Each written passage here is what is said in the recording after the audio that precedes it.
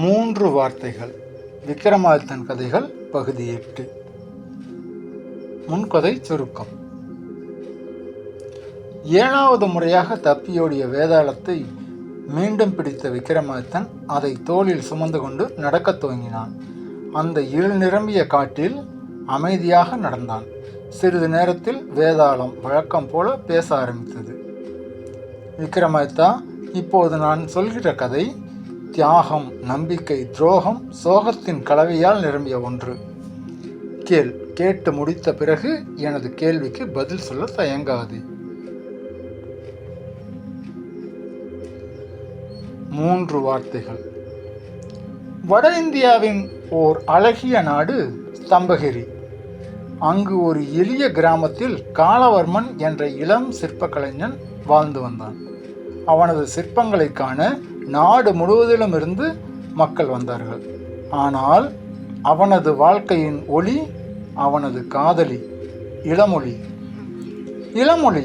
தன் காதலன் காலவர்மனின் ஒவ்வொரு சிற்பத்துக்கும் ஆத்மாவாக இருந்தாள். ஒரு நாள் அரண்மனையில் ஒரு சிற்ப தொகுப்பு உருவாக்க காலவர்மனுக்கு ஆணையிடப்பட்டது. அந்த வேலை காரணமாக அவன் தலைநகரம் சென்றான். நகரத்தில் அவனது கலைக்கு பெரிய கௌரவம் கிடைத்தது. அங்கு நடந்த கலை மாநாடு ஒன்றில் இளவரசி மந்தாகினியும் பங்கேற்றிருந்தாள்.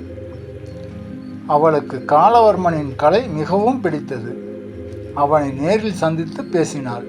பேசிக்கொண்டு அவள் கண்கள் ஈரமாகிய பார்வை காலவர்மனின் உள்ளத்தில் ஒரு குழப்பத்தை ஏற்படுத்தியது. பின்னர் வந்த நாட்களில் மந்தாகினி காலவர்மனை விரும்பத் தொடங்கினாள். அவனது சிற்பங்களை விட அவனை பெரிதாக நேசிக்கத் தொடங்கினாள்.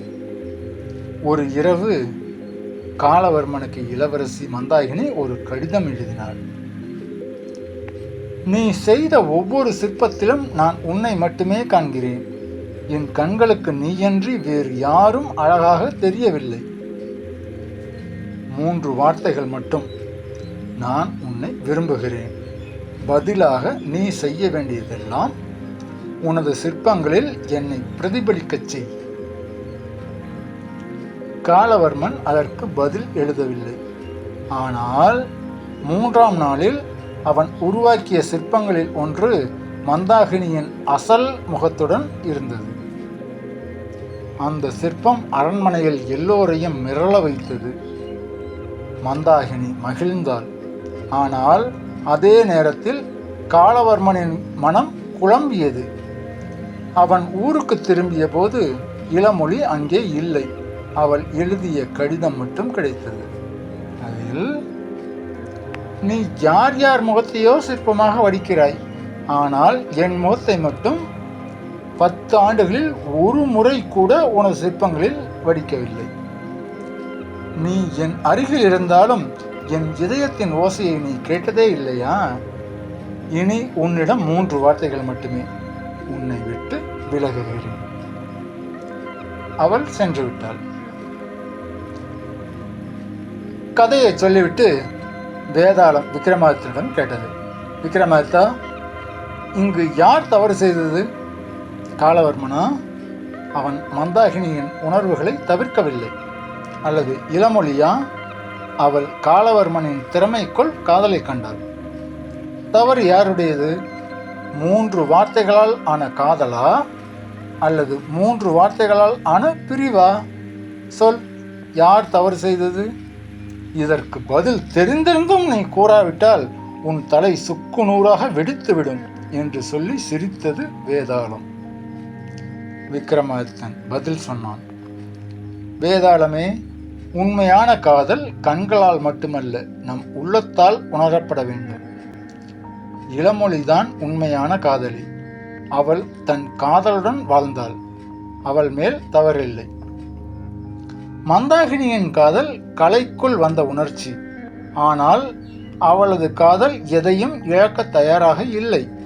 எனினும் இளவரசி என்ற தோரணையில் அவள் செய்ததும் தவறல்ல. காலவர்மன் தான் தவறு செய்தான்.